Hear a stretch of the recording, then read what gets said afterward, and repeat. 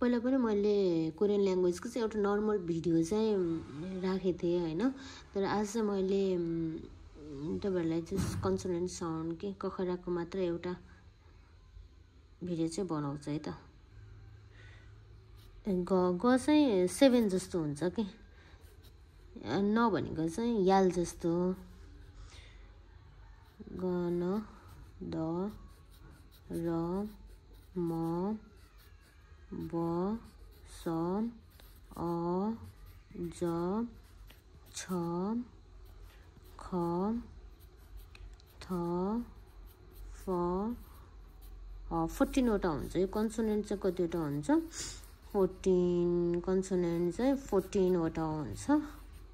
ग भनेको चाहिँ 7 जस्तो, न भनेको याल जस्तो, द भनेको चाहिँ सी जस्तो। अझै मात्रै क्विन्टेरियर एंगल ठ्याक्कै हामीले क्विन्टेरियर एंगल सिकाउँदाखेरिमा ए शेपको गराएर सी शेप भनेर सिकाइरा हुन्थे। अनि त्यही छ हैन। अनि र यो अलिअलि यससँग मिल्ने हो कि त्यस्तै जस्तो हैन। म चाहिँ यो स्क्वायर, अनि ब चाहिँ यो युलाई चाहिँ क्रस गरेको भन्दा पनि भयो हैन। स चाहिँ ल्याम्डा, हाम्रो म्याथमा चाहिँ ठ्याक्कै ल्याम्डा हो। मैले सुरुमा पढ्दाखेरिमा पनि यसलाई चाहिँ ए ल्याम्डा जस्तै सेम छ त ल्याम्डा जस्तै भन्दै। अनि त्यसपछि अ चाहिँ ओ हैन।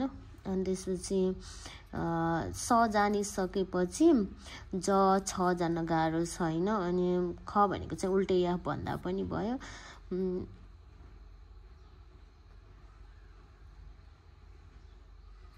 थ चाहिँ ई भन्दा भयो हैन।